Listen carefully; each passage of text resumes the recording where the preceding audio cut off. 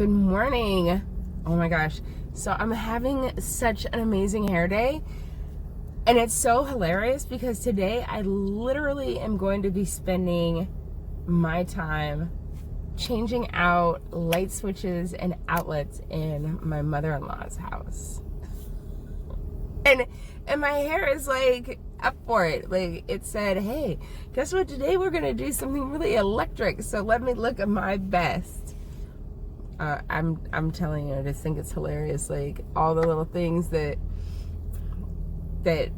happen, you have to find the humor in the fact that when I'm trying to get my hair to do this, when I have a meeting in front of the boardroom of HeadSmart, or going to talk to somebody at Intel about coaching or opportunities to really grow something, my hair will not participate with me. But let me go do some construction or some electrical work or some labor. Let me go reset an Airbnb, and my hair wants to look like I am going to the Oscars or the Grammys or to the music awards. Anyways, I digress. So I was driving in today to work, to my son's school, to life, and was listening to Aaron Downey, a gentleman that's on YouTube. What I do every day is I wake up and I choose something powerful to listen to when I'm first getting up, or after my meditation, or after my quiet time, after my little get myself moving.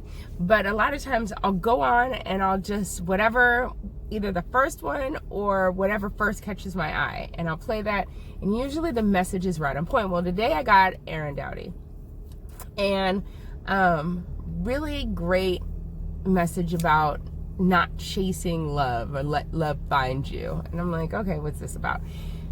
And the whole premise is the fact that when you're chasing something, it's going to elude you, because when you're putting out the want, I want, you're actually out of vibration with it and you're repelling it, which I totally agree with. But I think one of the things is it's hard sometimes because we don't see how the way we're thinking about something or the way we're doing something is set in a state of lack versus a state of abundance. And I think that's hugely important, and that's why I was really excited, because he made a couple of really good examples that I wanted to share that some of his coworkers said to him. And I wanted to share one that they were talking about this guy that was trying to have all these females and trying to date and wanted all this stuff to take place, and was just involved in trying to be with a lot of different people, because he was like, I want a relationship so bad. And I know a lot of us find ourselves in that scenario where it's like, I desire this, but really we're repelling it. And he said, his coworker said to him that anytime you're chasing somebody or something, it's because it's running from you. And I love that. I love that concept, that it's like, if I'm having to chase it, because that's always been one of my things, like I'll run with you, and I will give 110% with you, but I will never run after you, because if I'm running after you, then it means I'm really not focused on myself. And that was the other thing he was talking about, is the fact that this is your event, this is your life, this is your experience. And if you're not the main player, you're not the main character in your own life, and you're constantly trying to be a reoccurring character in someone else's life or a sidekick, it means that you're not center stage in your life, which again breeds lack. And so you might actually be standing in front of somebody that would be amazing with you, but because of the fact that you're coming in shrunk, and because you're coming in under the guise that you need them, you repel them, and the energy you gives off makes them go the other direction, versus being like, you know what, I'm going to literally sink my feet into my life, stand strong in what I'm doing, so that while I'm here, I'm now creating the experience I want, which is going to make you more attractive. It's going to draw more things in. It's going to make you magnetic because you're in your energy versus being in energy of like, oh, if I just get this, I'll have it all, which is really not true. Like, the truth is we have to be